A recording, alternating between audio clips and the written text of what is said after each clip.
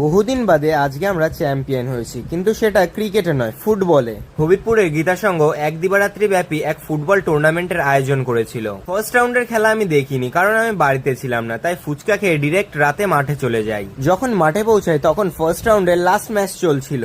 Actually আমি যেতাম না, পরে শুনে আমাদের টিমও আছে, ওই জন্যই গেছিলাম। ফার্স্টের দিকে শুনেছিলাম যে এখানে নাকি কোনো লোকাল টিম নেই, পরে জানতে পারি আমাদেরকে টিম দিয়েছে। আমাদেরকে টিম দিলেও কিন্তু প্লেয়ার সব বাইরের ছিল। আমাদের টিম নাকি ফার্স্ট রাউন্ডে পেনাল্টিতে জিতেছিল। এবার কোয়ার্টার ফাইনালে আমাদের টিম দুর্দান্ত খেলেছিল। সাদা জার্সি পরে যারা খেলছে তারাই হলো আমাদের টিম। একটা ফাউলে অপোনেন্টস এর একটা প্লেয়ার ইনজোর্ড হয়ে গেছিল। পরবর্তী সময়ে আমাদের গোলকিপার একটা শট নিয়েছিল, বাট শটটা অনেকটাই উপর দিয়ে। যেখানে বসে খেলা দেখছিলাম, লিটারালি ভাই একটা সাপ চলে এসেছিল। আগেই বলেছিলাম অপোনেন্টসরাও ভালো অ্যাটাক করছে, কিন্তু সেই অ্যাটাক করার মধ্যে আমাদের একটা গোল্ডেন চান্স চলে এসেছিল, বাট আমরা সেটা কাজে লাগাতে পারিনি। একটার পর একটা চান্স আসছিল, কিন্তু আমরা কাজে লাগাতে পারছিলাম না, আর তখনই চলে যায় কারেন্ট।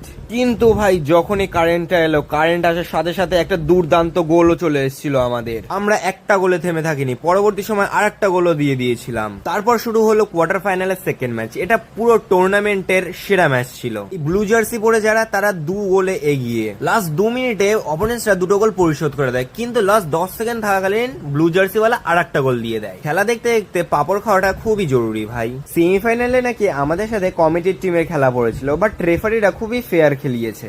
অনেক জায়গায় হয় যে কমিটির টিম বলে কমিটির টিমকে জেতাতে হবে, কিন্তু এখানে তেমন কিছুই করেনি। দুই দলই ভালো খেলেছিল, কিন্তু আমরা এই ম্যাচে 1-0 গোলে আমরা জিতে যাই। তারপর শুরু হলো ফাইনাল। আমাদের সাথে খেলা পড়েছিল সেই ব্লু জার্সিওয়ালাদের। এখানে অপোনেন্টসরা খুবই সুন্দর শট নিয়েছিল, কিন্তু আনফরচুনেটলি এটা বাইরে ছিল। আর এই ম্যাচে আমি ভিডিও করার কথাই ভুলে গেছিলাম। মাঝমাঠ থেকে সুকোদা যা গোল দিয়েছে না, পুরো দেখার মতো। মাঝমাঠ থেকে সুকোদার ওই এক গোলেই আমরা হয়ে গেছি চ্যাম্পিয়ন। খেলা শেষে আমরা ট্রফি নিয়ে বাড়ি চলে এসেছিলাম।